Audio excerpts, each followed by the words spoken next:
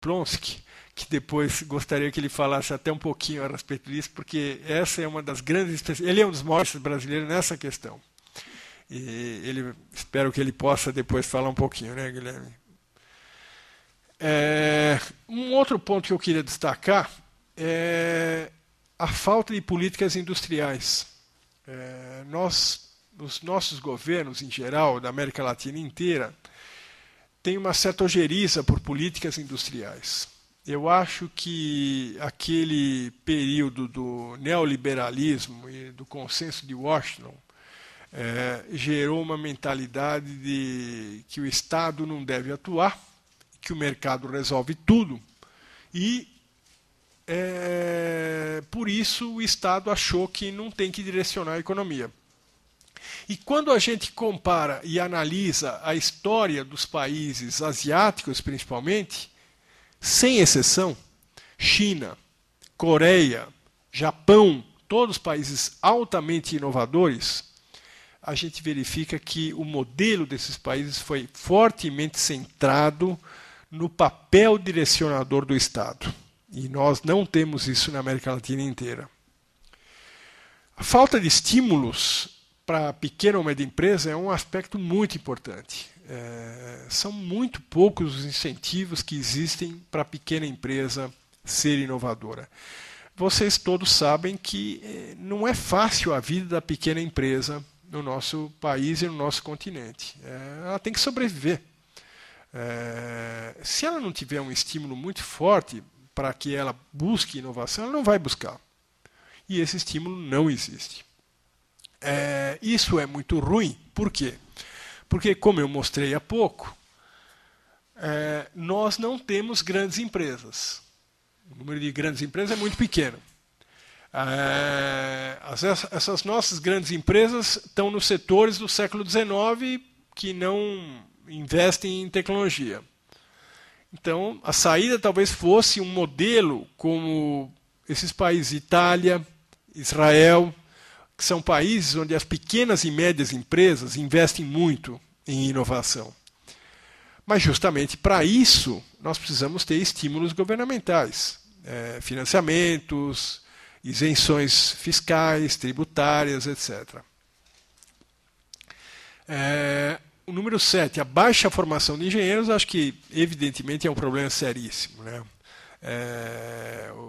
Um dado que talvez vocês conheçam, porque é o diretor da Poli, o professor Cardoso, quem tem falado isso com muita insistência, tem escrito na imprensa, tem falado nos meios de comunicação, da alta evasão que existe hoje nos cursos de engenharia. É a maior evasão que nós temos na USP, por exemplo.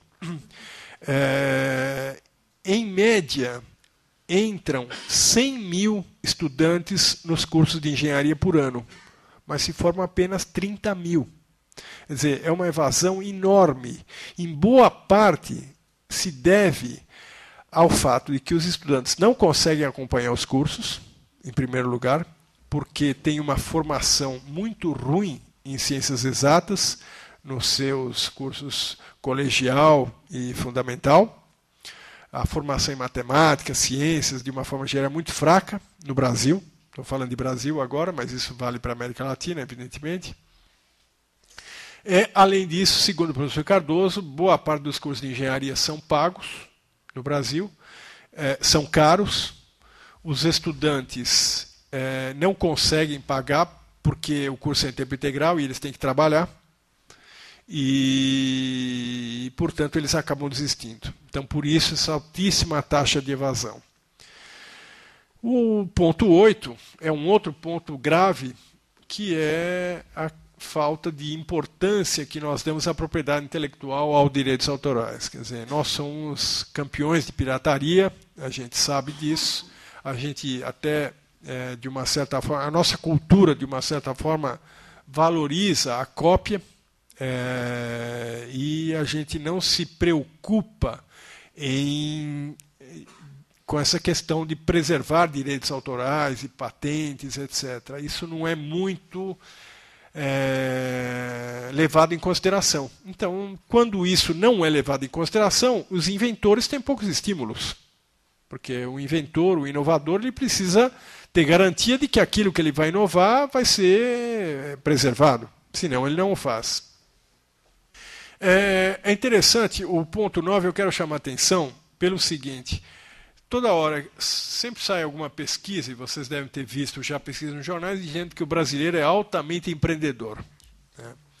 Mas esse empreendedorismo brasileiro não tem nada a ver com o empresário inovador, empresário no conceito schumpeteriano, aquele empresário que cria uma inovação, que traz uma inovação para o mercado. Inova ou num produto, ou num processo, ou numa forma de negócio. Não. Quando a gente fala que o brasileiro é empreendedor, é porque ele abre uma nova franquia, ele abre uma nova loja de algum produto. O número de empresas que se abre no Brasil é muito grande, é nesse sentido, mas não que seja um empresário empreendedor e inovador no conceito importante que seria necessário e que seria benéfico para nós. Nós não temos essa cultura do empresário inovador. E, finalmente, o item 10, os bancos não financiam P&D porque P&D tem risco. E os bancos no Brasil e na América Latina não correm risco em hipótese alguma. Nos outros países correm, mas aqui não. Então, P&D é risco. Porque P&D, eventualmente, pode ter um retorno zero ou negativo. Então, os bancos não financiam P&D por isso. Enfim, essas são as conclusões. Antes de terminar e passar a palavra a vocês, eu queria dizer o seguinte, nem tudo é pessimista. Espero não ter passado, como eu talvez tenha passado uma imagem negativa, eu queria mostrar algumas coisas positivas também. Quer dizer, nós temos uma grande oportunidade pela frente, e esse é o ponto que me preocupa mais. Quer dizer, apesar de todo esse cenário negativo que eu mostrei, há possibilidades de nós nos desenvolvermos nos próximos anos por uma série de razões. Mas, primeiro, quais são as grandes áreas do século XXI? Quais são as áreas que vão merecer maior atenção em termos de ciência e tecnologia nesse século XXI? São as áreas ligadas às ciências da vida, biotecnologia, genética, farmacêutica, equipamentos médicos.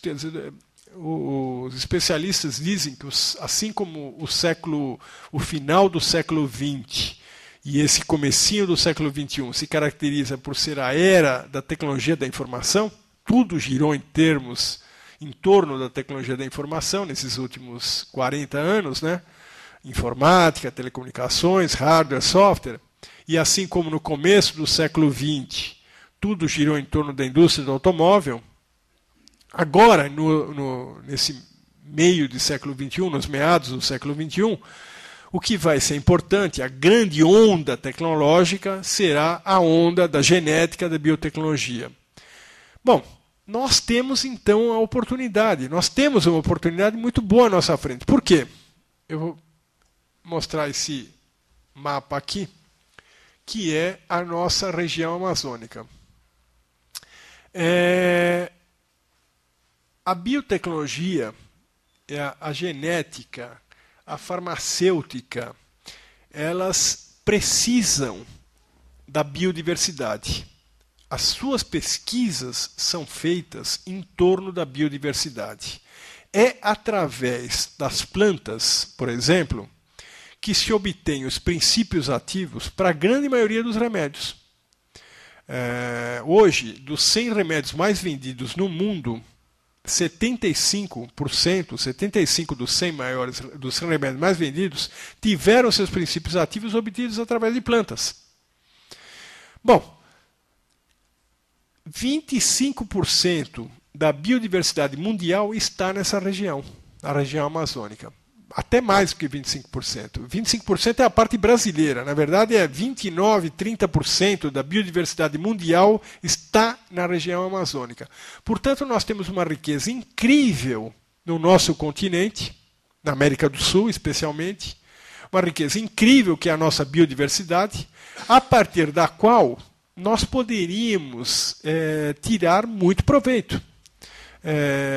Eu li muito recentemente que talvez vocês tenham visto, a cura do mal de Alzheimer,